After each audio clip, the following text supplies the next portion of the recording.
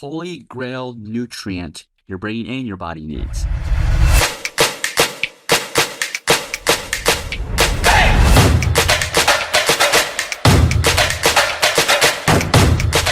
What is that holy grail nutrient? So we do things a little different here on the Anything is Achievable podcast. And, we're going to give you the main point right away. And then provide the explanation as to how to make sense of that, right? So here's the point of this whole podcast. You don't have to wait till the very end. So what is the holy grail nutrient your brain needs? It is water, right? And everybody knows that, but how much water do you need? There's so many different research that shows you may need this amount, but how much do you actually need, right? So I'm going to give you something that's based off of, and I'll explain where I got this data and where I got this information, but here's our secret. And this is a secret we tell our patients in our clinic, Achieve Integrative Health, in Cedar Park, Texas. So how much water do you need? How much water do you need to drink? It's actually based on your kidney or your urinary system, your kidney system function. What does that mean? You look at your urine color. So at after your lunch, right, between 3 to 4 p.m., your urine should be crystal clear. If it's not crystal clear, you did not drink enough water. So the next day, you need to drink more water. And you need to measure out your water so that you can remember how much water you drank yesterday, right? Will it be different every single day? Possibly, but not by too much. It may be different by 1 or 2 cups, or maybe even half a cup, right? So how do you determine how much water do you need? It's based on your urine color. Even during the morning, you can start looking, right? Because if you've noticed, in the early morning, when you first wake up, your urine is yellow, right? And why is that? Because your body, when you're sleeping, that's when your body is cleaning. Your street sweepers come out, your vacuumers come out, your dusters come out in your body, and they clean all that junk, all that toxins from your cells, and they sweep it to your sewer system, which is called your lymphatic system. Your lymphatic system is a gutter system. So your body scrapes, cleans, brushes, moves all the toxins to your sewer system, which is AKA your lymphatic system. And then your lymphatic system exchanges that, moves the toxins into your blood. And then your blood transports those toxins to your toxin eliminating organs, which are your kidneys, your intestines, even your skin, right? And so that's how we eliminate toxins, through our bowels, urine, and sweat, right? So that's the main point of today's podcast. Before I go on and talk more, I want to give you the background, right? So for those of you who are just tuning in just for the immediate quick solution, quick answer, and straight to the point, that's it. You can tune off right now. But if you want to learn more about how this came about, and just in general, what does it have to do with restorative longevity? Because that's the point of this podcast, is we're talking about restorative longevity. Longevity is not just to live longer, it's to live longer with a better quality of life. Yeah, it doesn't make sense, right? But that's what this podcast is about. As you get older, right? Everybody says as you get older, your quality of life decreases. We're here to say no, it doesn't have to. Does that happen to many people? Absolutely. We're not saying they're wrong, but we're saying you have a choice. You don't have to let it get worse. It can actually improve as you get older, right? And so those are the things. But coming back to, I want to address a couple of things, and I've been, researching, reading, and just really, researching from different points of views. And I like to get the views of physicians who are noticing that, what they're doing, what they're training, what they were trained for does not help restorative longevity. What they were trained for in medical school does not help restorative longevity, right? It may help longevity, but not restorative longevity. And so just a couple of things, right? One of the things that one of the physicians that he mentioned, right, and I just want to say a couple words about that, and they were vital, right? He says, the cancer doesn't care how rich you are. And so when he said that, I was like, yeah, right? In fact, he says cancer, or any chronic, like long undetected, slow growing tumors, right? They don't care if you have money. They don't care if you are successful, if you're on the top of the world. They don't care if even and this is a physician saying this. It says it doesn't even matter who your surgeon is. Cancer does not care who your surgeon is. Think about that. You can have the best surgeon in the world. Cancer doesn't care, right? He talks about, a lot of times when someone has cancer, eventually they develop another cancer, and eventually they die of some other cancer, right? But and the point is, once you start developing cancer, and if you keep on treating it with the current methodologies, like just doing chemotherapy, radiation, and surgery, which I'm not saying these are wrong, but if you just rely upon those things, you eventually will still die of cancer, right? This is what scientists and physicians are saying. So he says, if it wants to find a way to kill you, it will. Ultimately, these slow deaths ended up bothering him even more, right? This is a physician. So he came to the realization that what he's doing, it wasn't really helping, right? And here's one last thing. Cancer also, this is 2024 and we're in election year. Cancer does not care if you are a Republican, Democratic, liberal, whatever party you are. Cancer doesn't care, right? And so there are some people that, when they hear information from someone, let's say a Democrat hears health information from a Republican, and they deny it, reject it, just because they're Republican, and vice versa. A Republican hears health information from a Democrat, and they immediately reject it. Cancer doesn't care what party you are, right? So health has nothing to do with politics. It has nothing to do really with if you believe what research you believe or not, right? And so he goes on to saying, this physician, he goes on saying his training, right? So he says, one of the main obstacles in anyone's quest for longevity is the fact that the skills that his colleagues, he says, my colleagues and I, so physicians, acquired during our medical training have proved to be far more effective against fast death than slow death, right? So what he was been trained in medical school is to help with fast death, not slow death. Chronic degenerative diseases are what he is talking about, slow deaths, right? He says the problem was that we approached both set of patients. So physicians approach fast death and slow death exactly the same. He says trauma victims and chronic disease sufferers, they approach them the exact same way with the same basic script. Our job was to stop the patient from dying no matter what. And they are great at doing this. Western medicine is phenomenal at stopping you from dying. But as this physician has mentioned, right, they're terrible at helping people, number one, for longevity, extend their life for long terms, not just for a short term, not just for a couple days, couple weeks, or a couple of years, for 10, 20 years. That's their weakness. And definite weakness, this is something that they have not been able to, is to help with restorative longevity, which is different from longevity in itself. Okay, so another thing that modern medicine. So here's the thing. He says modern medicine has thrown an unbelievable amount of effort and resources at each of these diseases, but our progress has been less than stellar.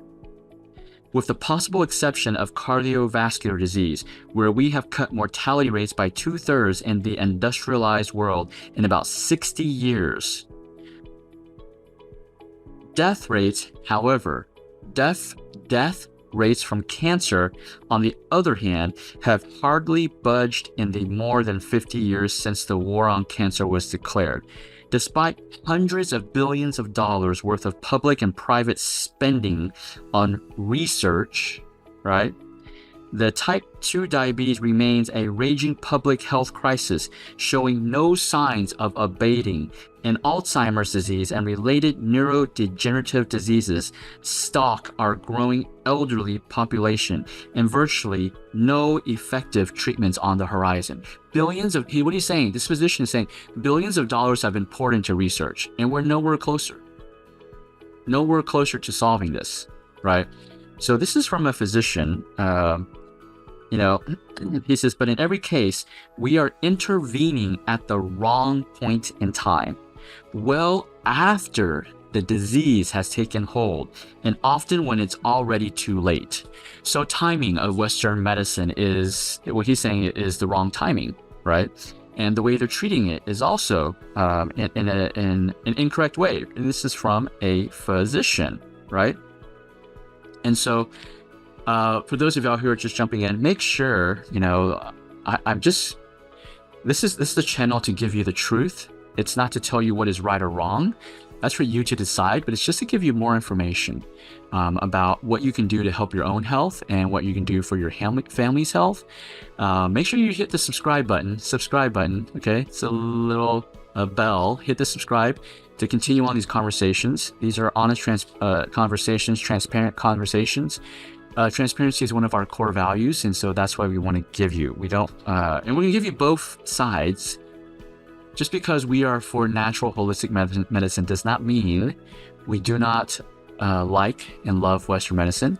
I love Western medicine. Part of my initial training was in biochemistry, a little Western medicine. And my older sister and brother-in-law are physicians. Some of my best friends are physicians. I love physicians. This is not about, saying, who's right or wrong. This is about, hey, how do we get to the answer for you? Not based on what research says, but based on what's actually going to work for you, okay? And the last point from this physician that I want to mention is, he says, we want to delay or prevent these conditions so that we can live longer without disease rather than lingering with disease. So what he's saying is Western medicine helps us sustain us. It helps us live with disease. That's not restorative longevity, because as long as you have disease means your body is breaking down, your body is killing itself, right? Or something is killing your body. So it's like, how can I live with drinking gasoline is what it is. I'm going to give you all of these medications. I know you're going to drink gasoline, and gasoline is going to start killing your cells, but I'm going to give you these medications to help you be able to drink gasoline and live off of gasoline, right? And this is from physicians that are saying this, and so it's interesting. So coming back to, why did I introduce all that? Because if you are relying upon just information in general, not time-tested information, not people-tested information, you may not get the result that you want. And so that's what we are. The research that I love research. Again, see, I'm a biochemist, trained biochemist, all about research. We did research, right? And so I know how to do research, and I know what is done during research. And again, I know that if I purposely or unintentionally change a step in my research protocols, that the result will change. So which means I could manipulate. I could intentionally or inadvertently manipulate the data, the results of the research. So I like research that's based off of people and time tested. Has it been around for at least 1,000 years, right? Many of these research that we're reading right now has only been around maybe for 100 years, and it constantly changes. So that in itself should tell you the validity of that specific research. If it cannot withstand the test of time, And let me give you a situation back in, I don't know if it was in the 60s or 50s, but those of y'all, the baby boomers, y'all remember this. Back when the Surgeon General used research to say smoking was safe. Smoking was safe for the body. Do y'all remember that? That was research. Research proved that smoking was safe, that it didn't harm the body, right? But now look, 100 years later, the research is completely false, right? So research that has not withstood 1,000 years, personally, I'm not telling what you to do, tell you what to do. Personally, I would look at it with a discerning eye, with a skeptical eye, okay? So now water. Water's super important. We all know water's super important, right? And in the beginning, I already told you how to gauge how much water you need to drink, right? It's based on your urine color. I'll just summarize again. It's based on your urine color. In the morning, it's going to be yellow, and if you take supplements, it's going to make, especially vitamin B's, it's going to make it bright yellow. But even when you take supplements and vitamins in the morning, by 3 to 4 p.m., your urine should be crystal clear. If it is not crystal clear, you still have toxins. You still have not flushed out all your toxins, right? That's why it's also very important, the timing of when you drink your water. First thing when you wake up in the morning, you need to drink a glass of room temperature or better, warm water. Warmth invigorates, cold stagnates, okay? So if you're tuning in, make sure you hit the subscribe button. We go live on this podcast every Sunday, 8:30 Central Standard Time. If you're live with me, I welcome you to join the chat and ask questions, okay? So coming back, we all probably know this. Our bodies are made of water. The percentage of what percent is, that fluctuates a little, but around 60%, right? And so this neuroscientist says our bodies are made a fair amount of water, 60%, followed by 20% of proteins, 15% of fats, 2% of carbohydrates, and some vitamins and minerals. What about the brain? This was shocking, right? The brain is made up of 80% water. 80%, your brain is 80% water, right? Then it's followed by 11% of fats, and then proteins 8%, and vitamins and minerals 3%, and a pinch of carbs. So that's why eating fat is so important, right? Because that's the second most important nutrient in your brain, right? So we know water is vitally important to our lives, right? It is involved in, here's the thing you may not know, it is involved in every chemical process in your brain. If you don't have water, your brain ain't functioning, right? And not just, so that's why they say, water is undeniably vital to human life. As it turns out, it's also vital to our intelligence. It is vital to our intelligence. 80% of our brain is water. If you don't have enough water, you get stupid, okay? So when you're in a meeting and someone's is not so bright or getting off point, tell them to drink some water, okay? It'll give them some new ideas, make them a little smarter, or maybe you feel a little, slow in the brain. Then drink some water, flush out some of those toxins. You're probably accumulating poop in your brain. That's why, the stuff that's coming out of your mouth may be similar to poop, right? So drink some water to flush it out. Now, water, okay, in the brain, okay, again, water in the brain, the cells require a delicate balance in your brain. The brain cells require a delicate balance between water and other elements such as minerals and salts. These are like electrolytes, right? Like chloride, fluoride, magnesium, sodium, potassium, right? They flow in and flow out of your brain every sip of water. Water is indispensable for energy production. If you're not drinking water, you're not going to have energy. So maybe you get the afternoon slump. Maybe you're trying to lose some weight, but you get the afternoon slump, right? After your meal slump. After your meals, you feel tired. Well, drink more water, right? Why? Because it carries oxygen. Oxygen is what gives you energy. And water carries oxygen, right? Which is needed for your working cells to breathe and burn sugar to produce energy. You want to burn sugar burn fat, you need more oxygen, you need more water, right? Water also plays a structural role in your brain. It fills the space between your brain cells, helps to form proteins, absorb nutrients, and more important, eliminate waste from your brain. Do you know when your brain eliminates waste? The most critical time it does to eliminate waste. It is actually doing when you are resting and sleeping. Your brain actually has its own gutter system. The body has a gutter system a sewer system called the lymphatic system, but the brain actually has its own sewer system. Separate. It's connected, but also separate. It's called the glymphatic system, and it's its own cleaning company that only activates when you are sleeping and good quality sleep. If you don't have good quality sleep, your cleaning company and your brain, it don't come out and play. It don't come out and do its job. That's why you wake up the next morning and feel foggy brained, right?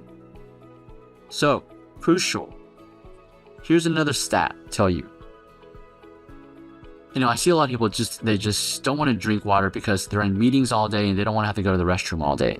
Well, if you do that, you are getting dumber and dumber with each meeting, right? Because they found out that this neuroscientist found out that 3 to 4% decrease in water intake, just 3 to 4% decrease in water intake. You drink 3 to 4% less of water. What's going to happen? It immediately affects your brain's fluid balance, causing a number of issues like fatigue, brain fog, reduced energy, headaches, and mood swings.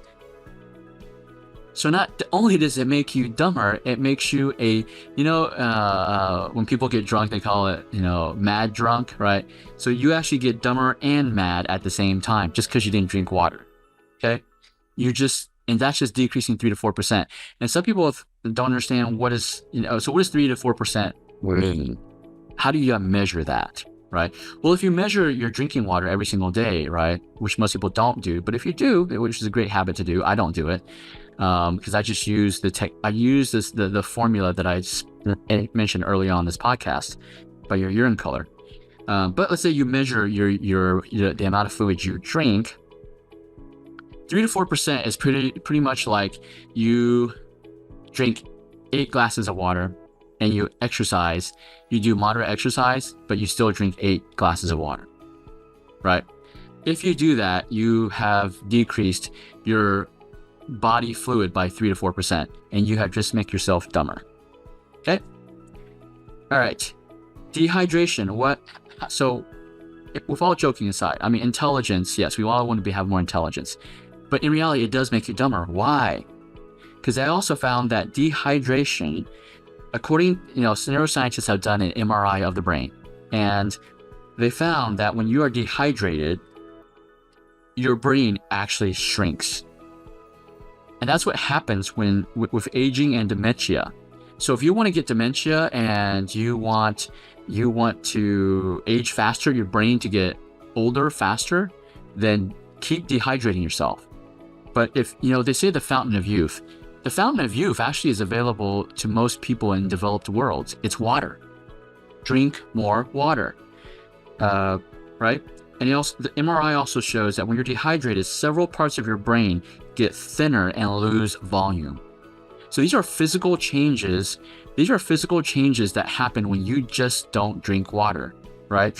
And, on the flip side, when you don't drink water, that's what happens. Your brain shrinks, you get dumber, you get slower, you get older faster, right? This is the complete opposite of restorative longevity. The second thing is, what happens if you do drink 3 to 4% more?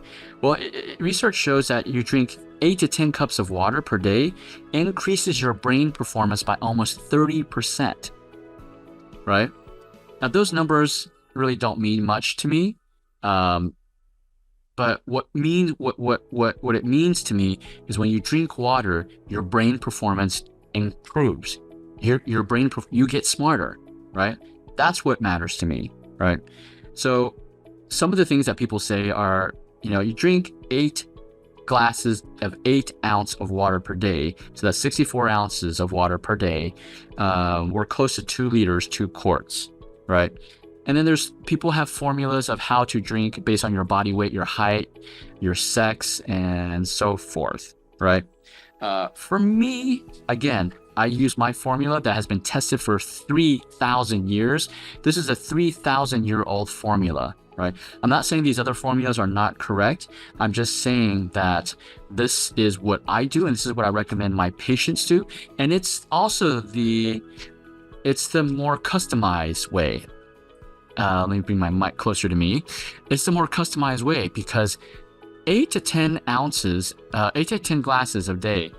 What if your kidney function, what if you have type 1 kidney failure and you have, you're comparing to your friend who's the same sex, similar height, similar weight, right? And you have stage 1 kidney failure, like stage 1 kidney disease. Your friend has full functioning kidneys, right? If both of y'all drink the same amount of water, it will help her more than it will help you.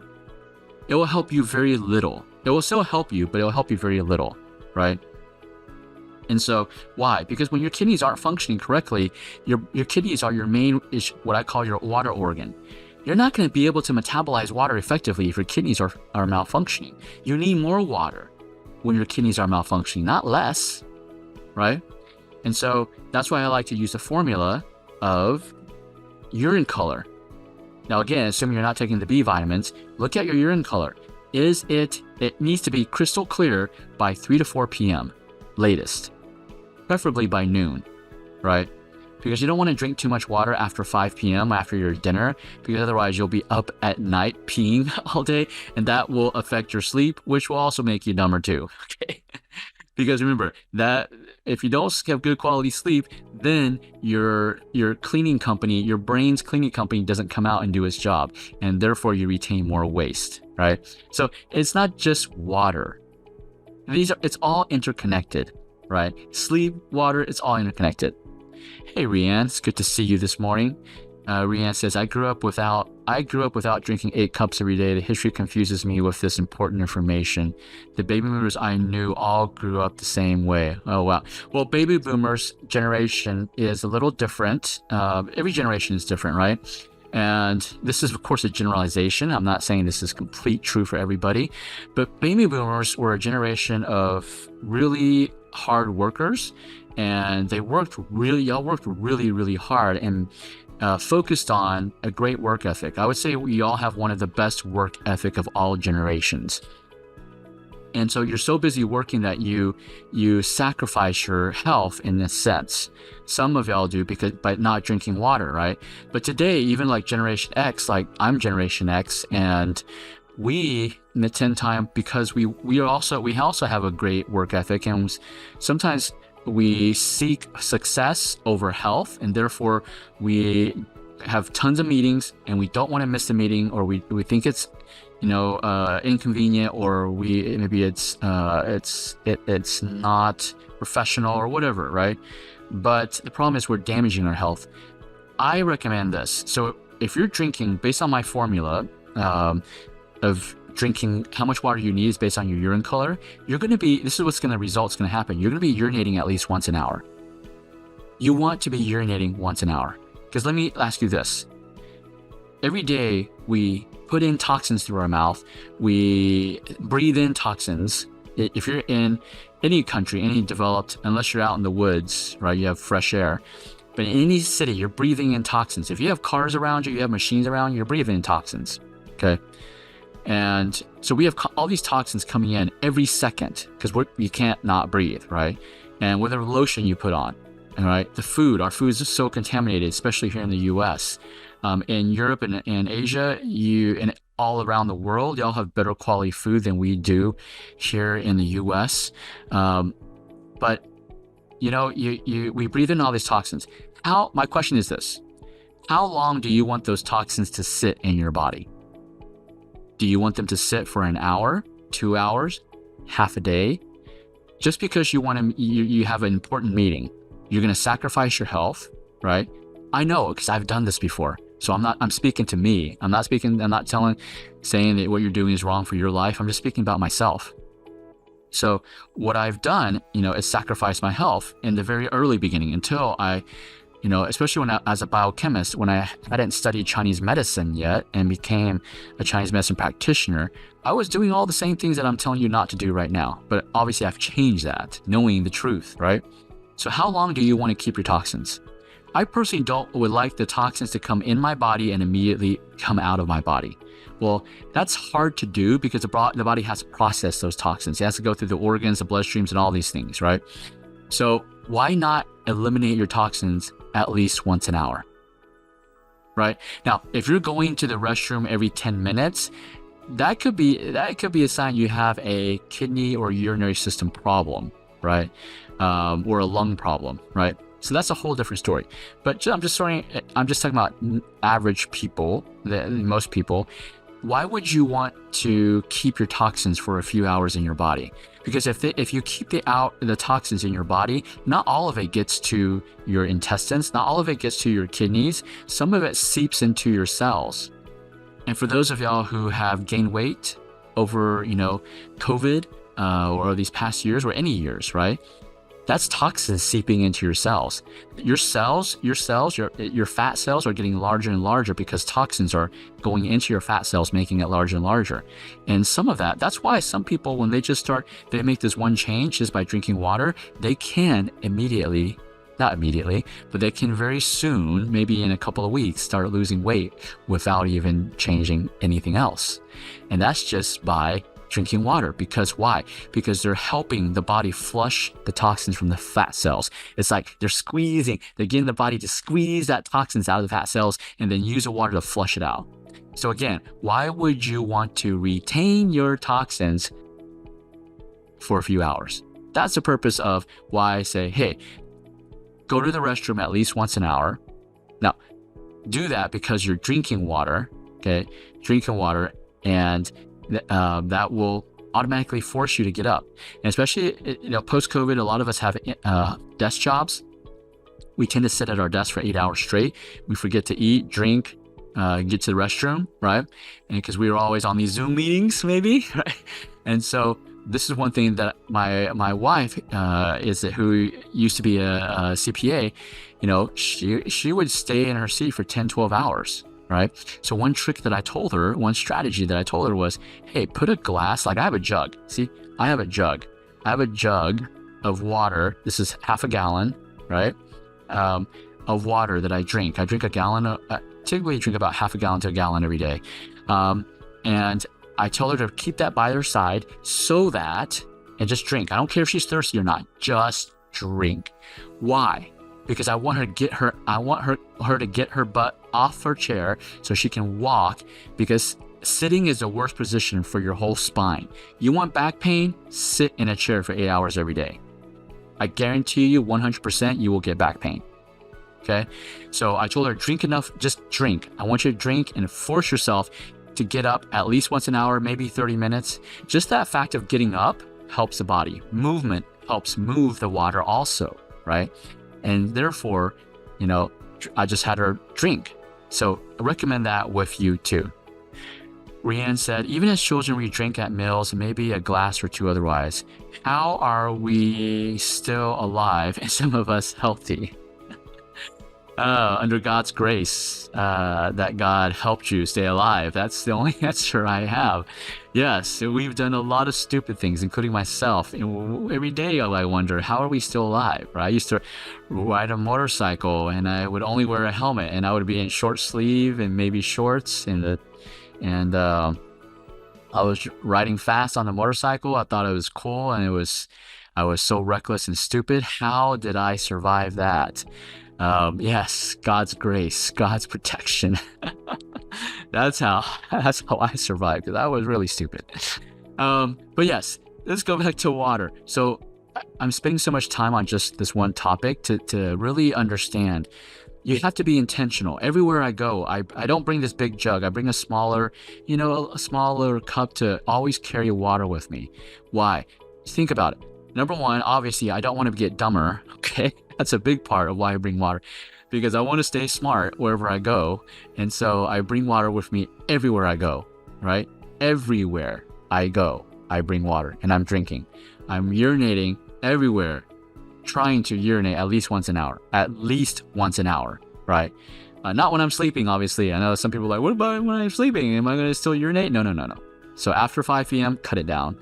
But I bring water everywhere I go. Number one, it's because I don't want to get dumb. I don't want to get dumber. I don't want to get dumber faster. I don't want to age. I don't want my brain to age faster. Right? Number two, right? I don't want to retain toxins. I don't want to keep the poop in my body for too long. I want toxins to get eliminated from my body immediately, ASAP, as soon as possible, body. Let's get in the gear, body, right? So, but I need to help it. If I don't help it, how is it going to eliminate the toxins? Gotta drink water, right? So, yes, is it inconvenient? Yes. Do you want inconvenience? Or, hey, do you want to be smarter? Do you want to be healthier? Do you want to have restorative longevity? Those are the choices, right? So yes, do you have to, when you go travel, do you have to look for pit stops or restroom breaks? Absolutely, right? But guess what? When you're traveling, you're sitting and you need to get up. So giving bathroom breaks is easy. I mean, it's helpful, right? Movement, water, movement, connect water and movement. So these are the things that I've done. My business partner, Chris McKee, who I'm going to have on this podcast soon, she's over 70. She just went on a camping trip, like tent and all, not glamping, like tent and all. And she went camping by herself. I want her to share her journey. She's over 70, right? I guarantee you she agrees with what I'm saying about water. My dad is 83 years old. He has to walk up and down a mountain just to get to his home every single day, multiple times, right? He goes down the mountain to the park to teach. He's 83. He goes down the park and teaches Monday through Friday Tai Chi to people younger than him in their 60s and 70s, right? So he drinks water all the time, right? So again, these are the importance of drinking water. Hope you enjoyed this. We're going to continue because the next question is what type of water, right? I'll do another podcast. But thank you, Rianne, Valerie, for joining me Sunday morning. I'm making this consistent. Sunday morning, 8:30 Central Standard Time. After I'm done, then I head off to church, right? We have 2 services, and I used to go to the first one, but in order to get this information out to help more people, I think praying to God, and God asked me to really dispense the truth. Not saying what's right or wrong, but just giving you the truth, and you can take it from there. You can pray about it and see if what I'm saying is true or not, and implement it. More importantly, implement it for at least a month, and then, shoot me an email, let me know how it's working for you. All right, guys, until the next week, we'll continue on this conversation of restorative longevity. See ya.